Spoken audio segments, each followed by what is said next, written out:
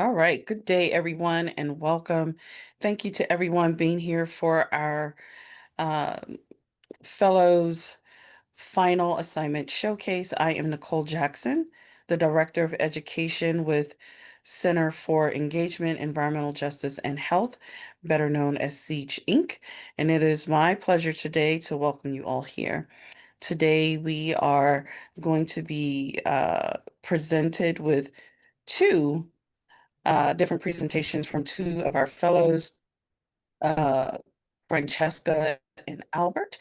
Uh, and we will begin in just a moment, but I do want to share just a little bit about the Climate Justice Fellows Program with CEEJH. So our CEEJH Inc. Climate Justice Fellows Program is a virtual program that educates individuals on environmental and climate justice, empowering fellows with a deep ties to frontline communities to address local change.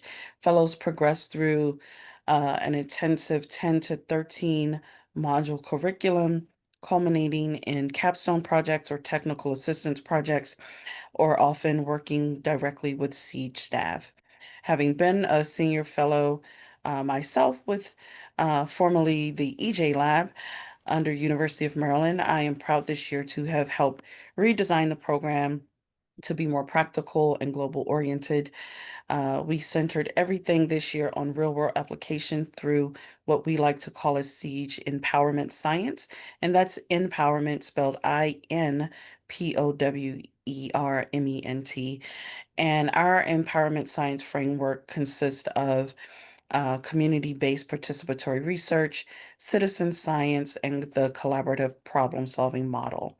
Fellows engaged with assignments rooted in actual case studies and tailored some of those case studies to their community-specific needs. This practice-based model was implemented to make sure we could scale and expand our fellowship across a global network. And this year, for the first time, we welcomed fellows from across 16 different countries. Doing so helped us enrich our discussions and also broaden our understanding of how interconnected we are globally. So today we're going to hear, I mentioned, from Francesca and from Albert. Um, We'll first hear from Francesca.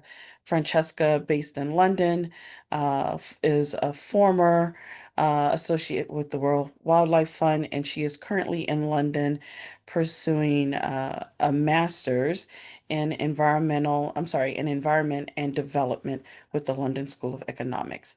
Albert is based in the US, in Maryland specifically, and is the environmental best practice coordinator for the Prince George's County Department of Parks and Recreation, where he leads sustainability initiatives, tracks environmental metrics, and advances the county's climate action plan.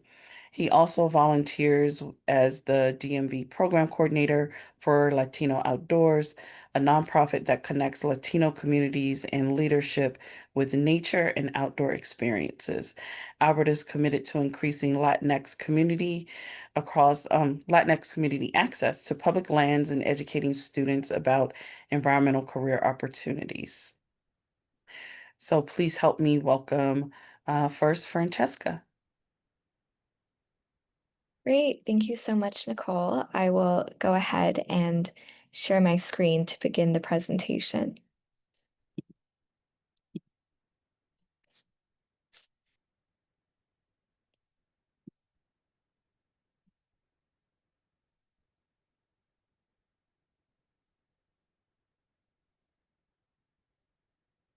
Okay, great. Can folks see my screen? Yes, absolutely. Great. Thank you so much. Well, for my final project, I will be focusing on a digital environmental justice campaign called Floods Aren't Natural, Diaspora Power for Philippine Climate Justice. And my inspiration for wanting to pull together a digital EJ campaign is I have a background in digital communications and storytelling, and I'm particularly passionate about the role of storytelling and engaging a wide range of audiences on environmental activism and justice. And I'm a first generation Filipino American. So while I was born in the US, the majority of my family still lives in the Philippines, and my parents immigrated here from the Philippines. And so as part of the Philippine diaspora, I'm very passionate about educating global audiences in the Philippine diaspora on environmental issues in the Philippines and how folks can take action. So to give a brief overview of what is happening in the Philippines, as some folks might know, the Philippines is one of the most climate vulnerable countries in the world.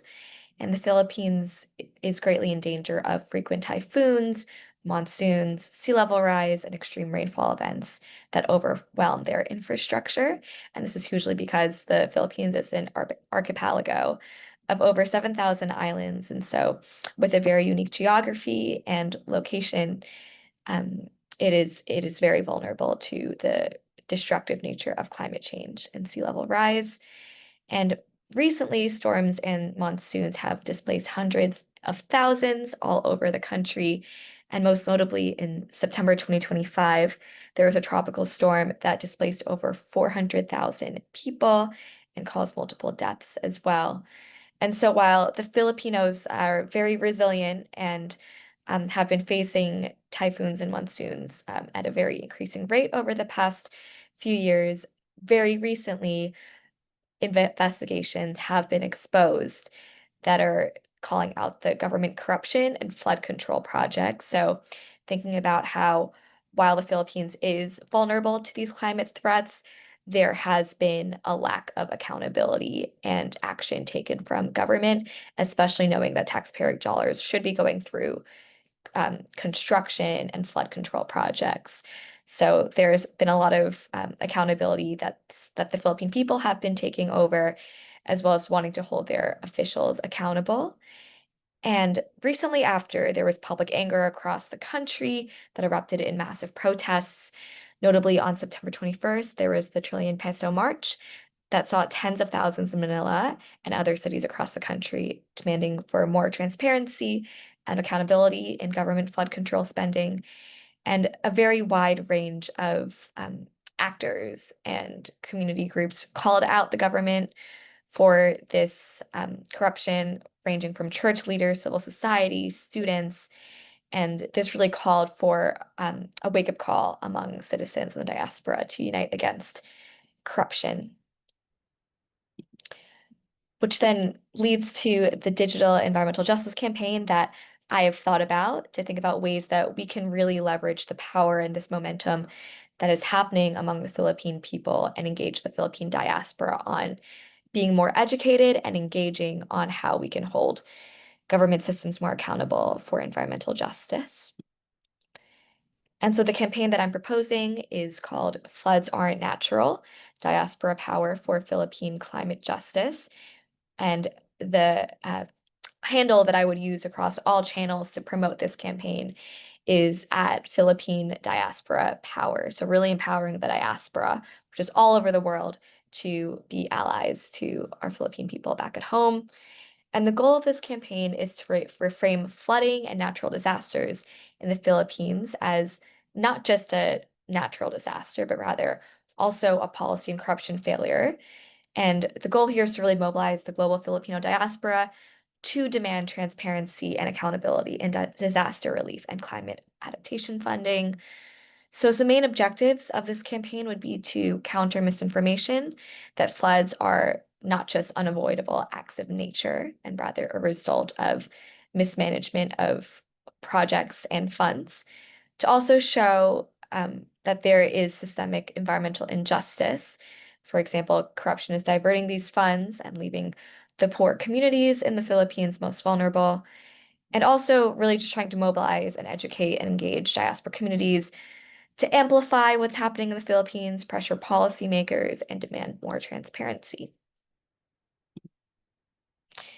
And so to think about our audience for this campaign, the primary audiences would be the Filipino diaspora, most notably in the US, Canada, Europe, but this also spans across other continents as well, and really organize this power into policy pressure. Of course, our audiences are also the local affected Filipino communities and really wanting to amplify their lived experiences and their asks in this campaign, and giving them that platform to reach global audiences. And then in addition, Philippine policymakers and journalists, who are the key targets that we have for accountability as well.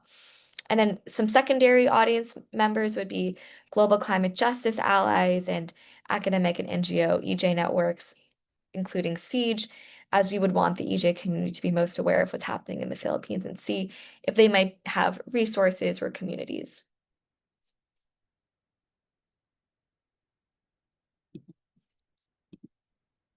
And so I've come up with these 4 content pillars for the campaign, which would be spanned across 4 weeks.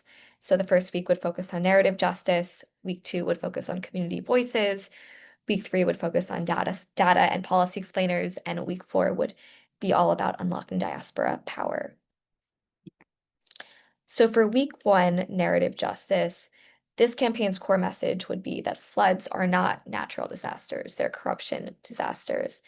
And the kinds of content that we would put out across channels would be TikTok skits, creating satirical government excuses, such as, oh, we built a drainage system, and cutting to the submerged streets and what's really happening on the ground. On Instagram, we would create carousels explaining how diverted budgets have indeed worsened flooding and mitigation projects. And then on channels like X, we would pull together threads tagging lawmakers and really trying to pull together data and receipts of what was promised to the Philippine people versus what was actually put into fruition. And so the goal here is to really reframe the narrative that this isn't just a climate disaster, but rather there is systemic injustices and policy and power corruption that is leading to the lack of funding for climate mitigation. And here's an inspiration post to your right from a account that I personally love called Pinay Collection. Week 2, we would really center our content around community voices and wanting to very much spotlight what's happening in the Philippines, what are folks experiencing these floods really want from our government and from the diaspora. So some content would include resident video diaries filmed on phones to really give that authentic feel, and making sure it's accessible as well. So subtitles in English, Tagalog, and other Philippine languages, and then shared across Reels, TikTok, Facebook. Also, community testimonials about relief delays, showing lived realities, and of course, really targeting as well the platforms that Filipinos most use to communicate with their relatives across the world. So, for example, Facebook Messenger and WhatsApp are very common platforms that my family and other Filipino families use to keep in contact with their relatives, and so making sure that there's content that can be easily shareable on Facebook Messenger and WhatsApp, so that action and education can be shared easily across families. And here's an inspiration post from a local journalist. His name is Eric, who is showing his the floods that he's experiencing right outside his street. And then week 3, we would pivot to focus more on data and policy explainers now that we have our audiences educated about the narrative shift and at the same time what's happening on the ground. It would be really great to also educate our audiences about what policies are currently in place and what policies we could advocate for, as well as data and figures that show where the funding that was promised to Philippine people actually went. So, for example, content could include infographics comparing budget allocation to actual relief delivered, also potential maps to show the overlap in flood-prone areas and lowest income barangays, which are communities in the Philippines. It would also be very helpful to have short explainer videos to help conceptualize what the 1 billion pesos for flood control should look like versus what was actually used in reality. And to your right is an inspiration post from Peso Weekly. And then lastly, for week 4, we would really lean in on unlocking diaspora power and really trying to leverage our global network of Filipinos around the world and making sure that they're the ones reading the content and wanting to engage with it. So some of our key messaging would be your remittances rebuild the nation. Now let's rebuild accountability. Maybe we would have live streams with overseas foreign workers and survivors of floods, and really create those panels and spaces for folks on the ground in the Philippines and folks who are international. Also, petition campaigns hosted via links in bio so that's a very easy action that people all around the world, Filipino or not, can take, and they can share that with their friends, as well as diaspora org takeovers of campaign pages, as there are a wide range of other Philippine diaspora accounts that might not necessarily focus on climate justice, but have large followings. And so takeovers and collaborations so that those audiences can reach the audiences that we're trying to build through our account. And I've also put together some sample posts here to see what content could look like on the Philippine Diaspora Power account. For example, a very engaging infographic that I've developed where we could educate the diaspora on 5 ways they can act from abroad, such as amplifying local voices, funding grassroots orgs, pressuring policymakers abroad, organizing solidarity events, and sharing skills such as tech support. And so this is an example post that would be easily accessible to diaspora audiences and give them direct actions and links to take action in ways that most resonate with them and their communities abroad. And then for my second sample post, I wanted to take a more lighthearted approach to reach audiences that might be overwhelmed by a graphic, but would resonate with a meme like this. So if anyone's familiar with the famous Drake meme, I created the equivalent, but instead it is the Philippine president showing his avoiding accountability and rather choosing to blame others for the climate disasters that are happening in the Philippines. And so some overall metrics and amplification plan that we would be going for, we would love to see at least 10 collaboration posts with partners, as well as amplification partner reposts across channels, at least 1,000 petition signatures, but aiming for more, 500 shares across channels, and at least 50K TikTok views. And to your right, I've also identified potential partners we can work with, such as the CEEJH account, of course, and then some diaspora accounts, such as this of Filipino American Life podcast, Panay Collection, Peso Weekly, as well as partnering with prominent Filipina climate justice activists, such as Mitzi Jonel Tan, who posts a lot of activism content and reaches a wide range of the Philippine diaspora, Kim Syra and Christy Drutman, who are Filipino American social activists with large followings who could really engage the Philippine American diaspora on petitions and other action items we promote. And for a risk plan, some risks that I've identified is there's the potential for troll attacks as well as disinformation. And so really making our statement clear, pinning what our main goal is, such as floods equal policy failure, and just ignoring any bad faith replies, as there will be inevitable trolls in campaigns like this.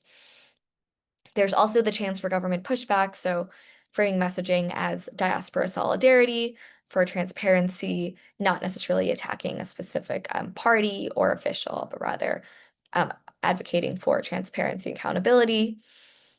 Also, misinformation is possible. So just really being consistent about the counter narrative we're choosing to promote here, that yes, these are disasters, but no, they are political, not just natural. And resident safety, making sure that all residents and folks that we might platform in our campaign would be safe given the government constraints, so anonymizing sensitive testimonies and blurring out faces when necessary. I also pulled together a overview of a cultural sensitivity guide. And so ways that we can really make sure that this campaign resonates with Filipinos in the Philippine diaspora is by, for example, using Tagalog or Taglish, which is Tagalog and English memes. Also potentially using karaoke music for emotional resonance, which are large parts of Philippine culture and humor. Also with language, using mixed English and Taglish for policy explainers, since a lot of folks might not be fully fluent in English, and so making sure that that content is more accessible.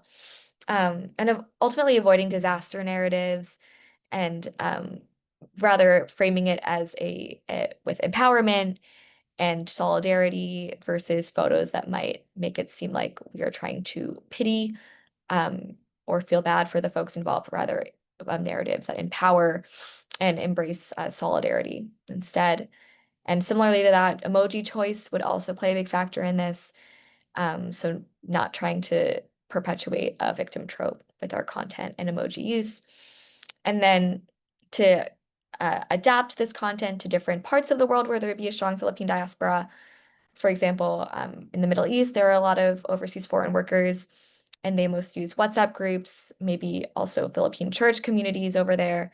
North America, I'm targeting Instagram and Twitter/X, since those platforms are most popular over there.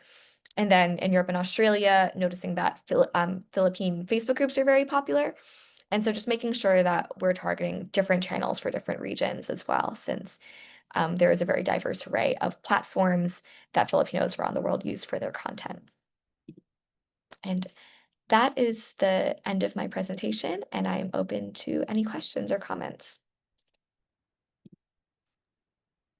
Thank you so much, Francesca. Great presentation. Does anyone have any questions for Francesca before I ask a question?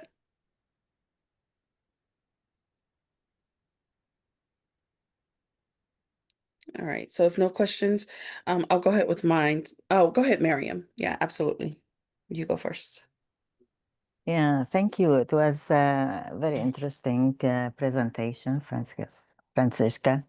Um, I wonder if you include some, one group of, as students, for example,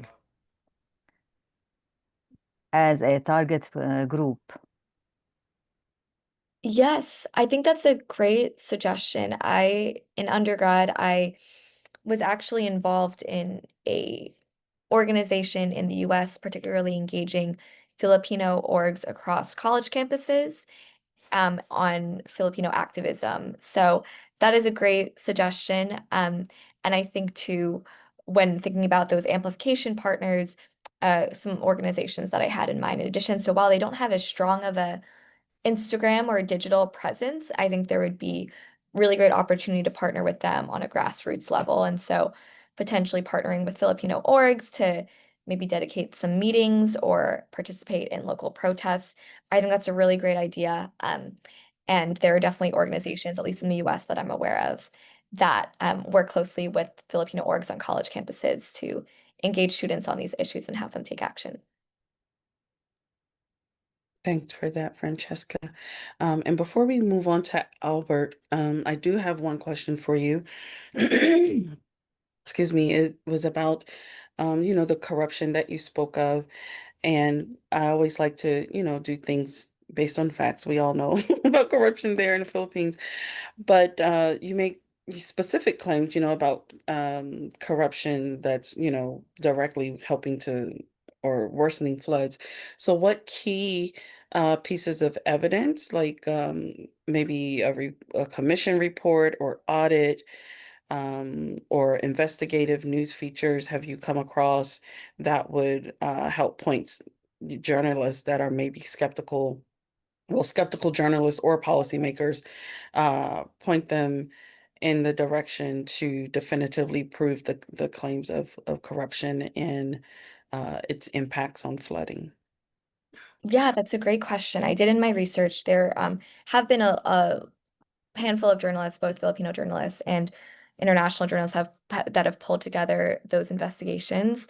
It is a bit tricky because in the Philippines there are still restrictions on what journalists can share, and so I would just be mindful in the campaign to note that media outlets in the Philippines particularly might have a bias or might not be as inherently critical because of the government restrictions on journalists within country. And so but there have been very impressive articles that I've viewed from European and North American based channels that have really been able to spotlight what's happening in the Philippines. And I would point them to those as well as a few scholarly articles. But it is very interesting thinking about the media bias and how um, just potentially looking at articles that have made and produced in the Philippines might not be as inherently critical due to the potential for pushback, and really complementing that with outside resources as well. Thank you so much. Appreciate it. Any more questions for Francesca before we move on? All right, excellent. Thank you so much, Francesca. So now we will hear from Albert. Thank you. Do I have? I might need to be, oh, I can't share. Okay.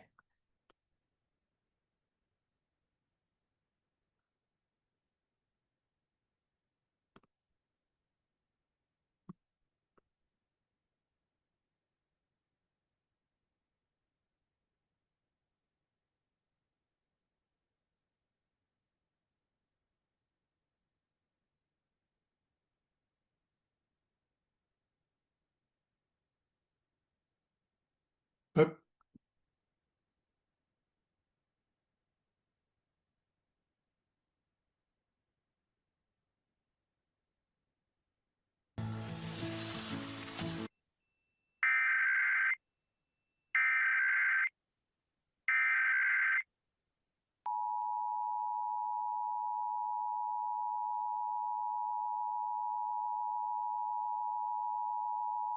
This is a nationwide test of the Emergency Alert System issued by the Federal Emergency Management Agency, covering the United States from 2:20 to 2:40 p.m. Eastern Time.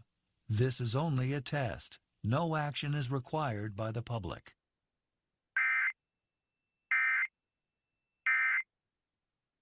Place because the house is leaning For in this, wall I down would along like the way about to an inch and a half. invite you Old to wall here, imagine new yourself wall to there. be Right. New wall someone there, that wasn't too who much of a is problem, so not we actually took the dominant casing in off of the English, outside perimeter of the or cabinet, like and we myself, put a miter a on it first to determine generation it's a student, 45-degree piece.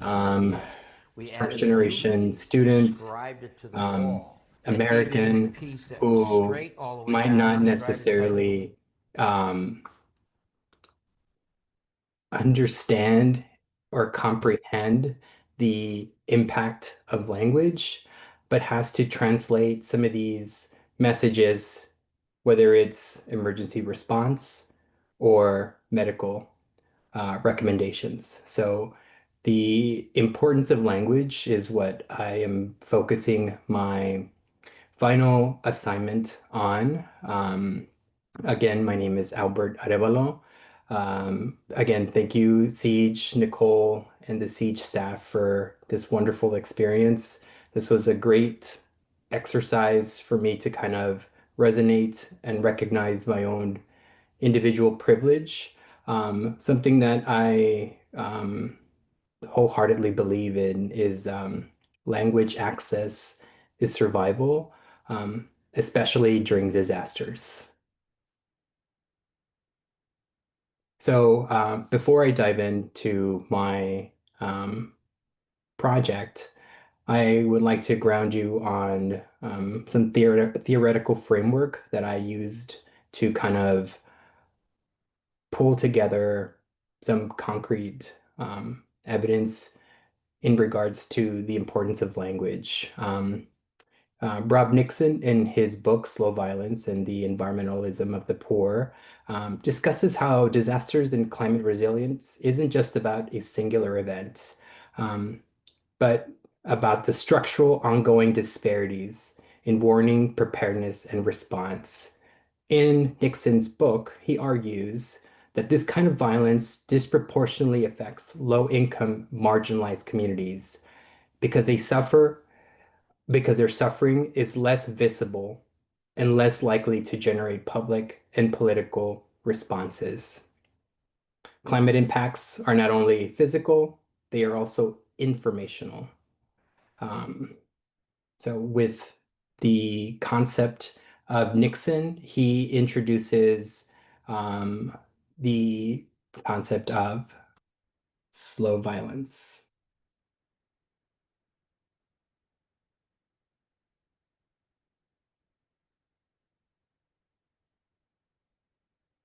So the county is extremely diverse. the county of Prince George's County in Maryland. It is second only to our neighbor in Montgomery County in regards to limited English proficiency, so less than English households in the county. So second to Montgomery County. While my plan is an opportunity to bridge a gap through culturally resonant tools, data, and equity-based policy. So when alerts are only in English, threats are compounding on the most vulnerable in our communities.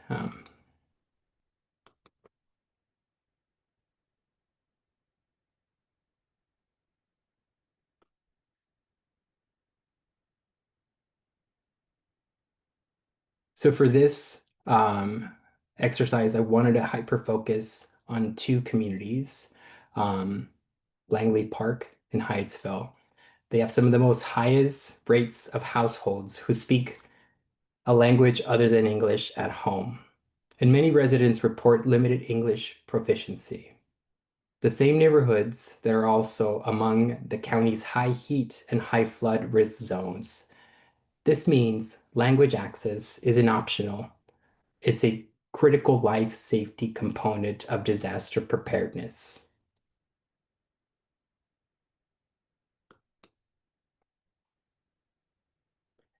So my deployment strategy is to bring together something that I'm very familiar with because of my cultural connectedness to this particular thing, which is Loteria.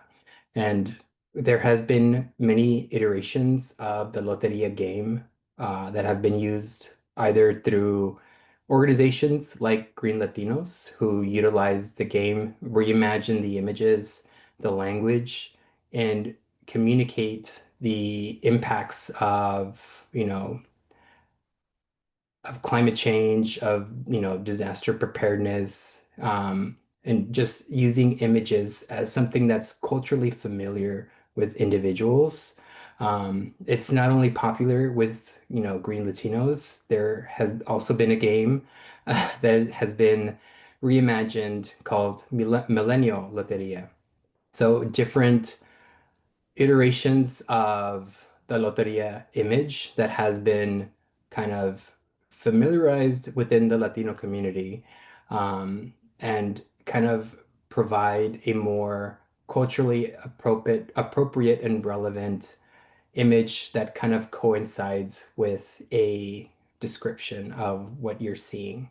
So for this particular portion, I'm predominantly focusing on the Spanish-speaking communities that are in the Prince George's County. So while I'm not an artist, I have provided just a foundation for creating these opportunities, utilizing some of these culturally, recognizable symbols like Loteria and reimagining them into something that could help communicate disaster preparedness and resilience to the Spanish-speaking community. So whether it's through la inundación, which is flooding, calor, which is heat or heat advisory, ruta, specifically to evacuation routes. The intent is to provide and match these descriptions to our communities who might not necessarily feel represented in these spaces because they don't see culturally significant resources or feel that the communications that are being dispersed in the county aren't reaching them because they cannot comprehend.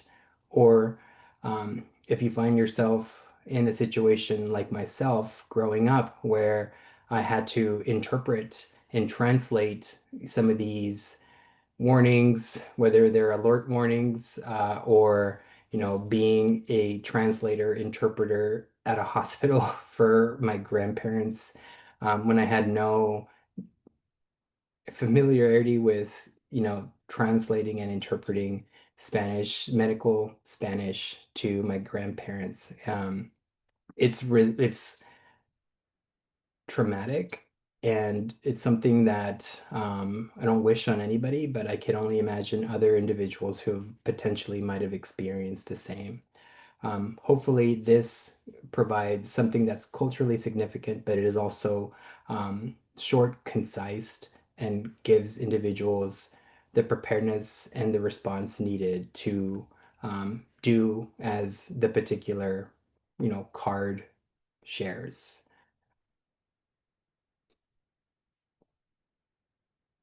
So, my proposal for implementing these Loteria communication strategies for the Spanish-speaking communities is the creation of a block captain network.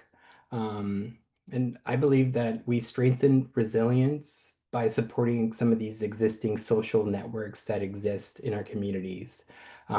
Two communities that I do highlight, one being Prince George's Parks, that does a good job currently to share resources and closures and any kind of delays, whether it's, facility, repair or weather-related events that are being dispersed in regards to community centers that are scattered throughout the whole county.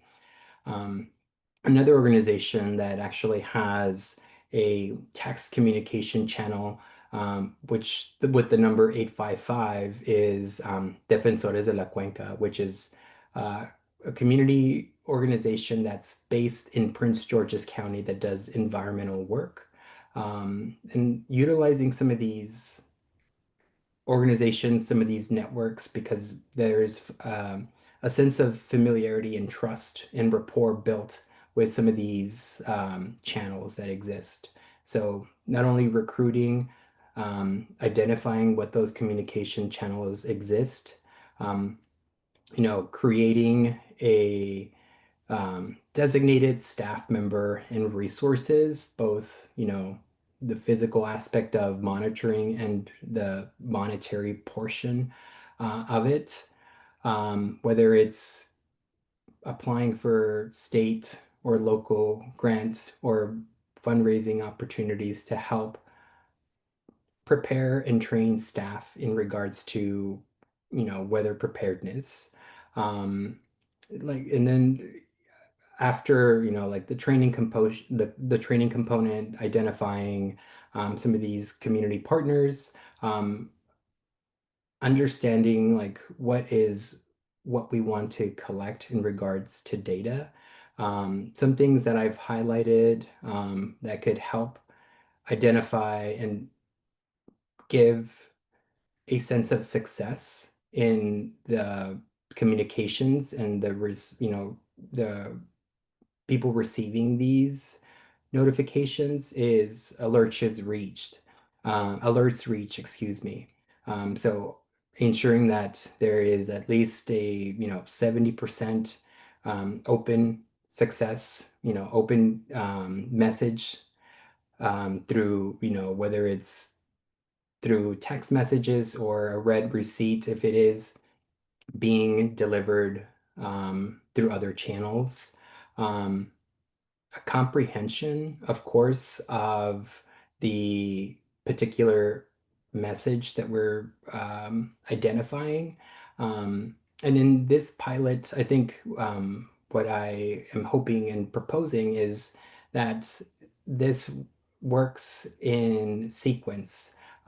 So once we identify the partners, we identify the community channels, we hope to designate staff members that, could provide these resources in regards to sharing out text communications, but also work on training our community partners about understanding what is the language that they're going to be sharing and standardizing it with all of our partners, and familiarity with response rates. And ideally with the block captain network is mapping out where are the geographic areas within the county of Prince George's that these communities are reaching. Mostly some of them are working in, all over the county, but they might have a centralized hub where they're working more with residents that are within the Suitland community or the Upper Marlboro or up in Laurel, for instance.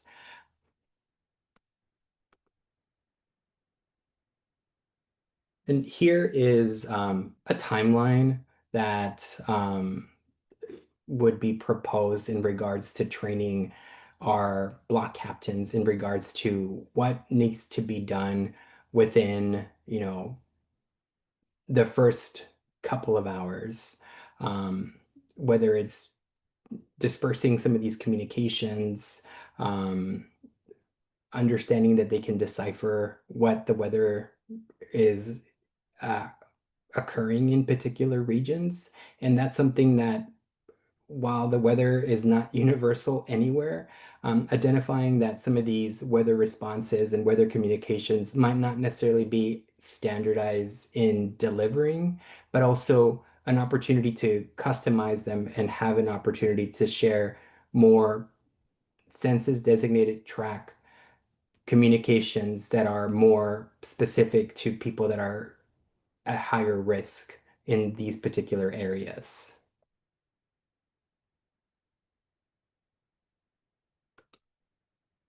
And then while at the beginning I had shared the multitude of languages spoken in the county, and I had invested a lot of my resources in working on identifying Spanish-speaking and culturally relevant material that would resonate with the Spanish-speaking community in the county.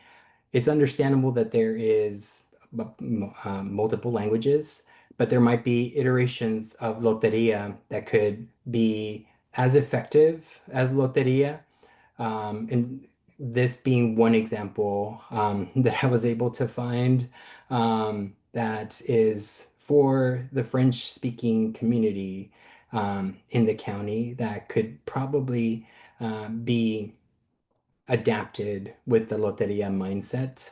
But of course, since I don't speak French, this is something that, of course, identifying community partners that are French fluent, or Amharic or other languages that are predominant in the county, to achieve full equity, to ensure that communications are being dispersed effectively and accurately throughout the whole county.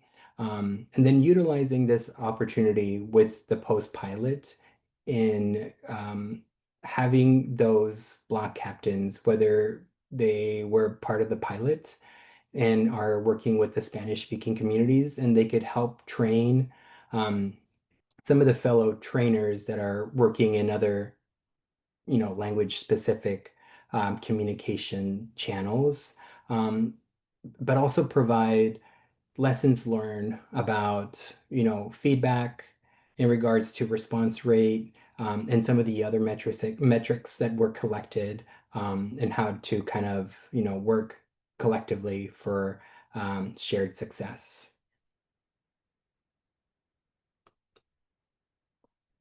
And with that, I thank you all.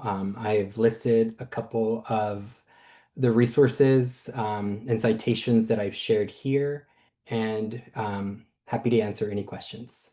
Thank you. Thank you so much. Great work, Albert. Any questions for Albert before I dive in with a couple of questions?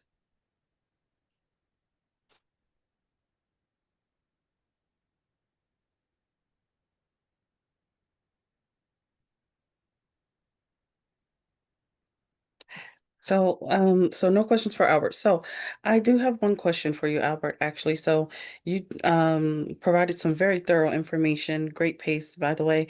I enjoy that. My question revolves around measuring the success of your plan. So you did propose some key indicators, and if you had to choose one or two specific measurable outcomes to track in the first year to demonstrate the plan's impact, what would they be, and how would you collect the data in a way that's accessible to the LEP community? Sure. I think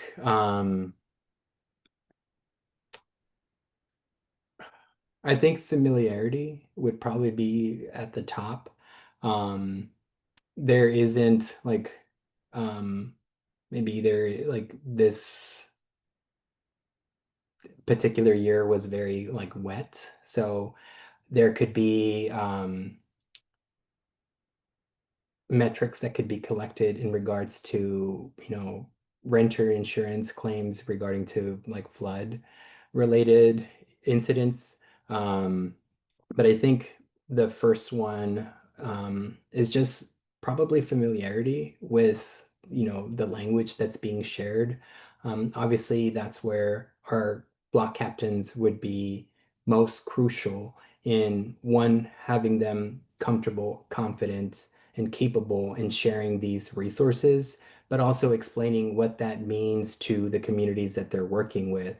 So familiarity is probably the best way to kind of measure that. And probably the best metric to kind of hopefully gather some of this data is some of these like read receipts, like understanding like they're being opened. And then, maybe there might be follow-up from like the community member who received the notification from Defensores, and they could say, hey, Block Captain Albert, could you tell me where the closest, you know, um, shelter is if there is like flooding that's happening in my region?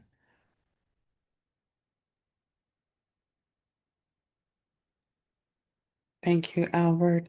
Any other questions for Albert before we close out?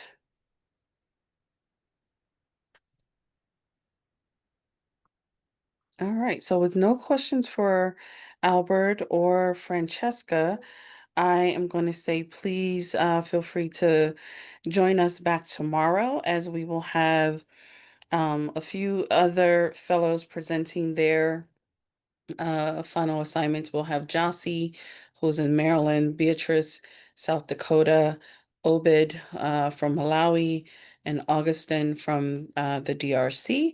And that will be at 10 a.m. Eastern Standard Time tomorrow on Thursday, October 30th. And if you are watching and interested in joining the Climate Justice Fellows Program for 2026, please reach out to us at fellows@ceej.org. That's fellows@ceejh.org. And let us know. We'll be happy to send an application your way. Applications will open this month. And we will have also two information sessions, one on Monday, November 10th at 12 noon is Eastern Standard Time, and one on Tuesday, December 16th at excuse me, 7 p.m. Eastern Standard Time. So with that, I'm going to thank Albert and Francesca again and say thank you to everyone for supporting our fellows. Thank you. Thank you. Thank you so much. Really Thank appreciate it. you. Thank you.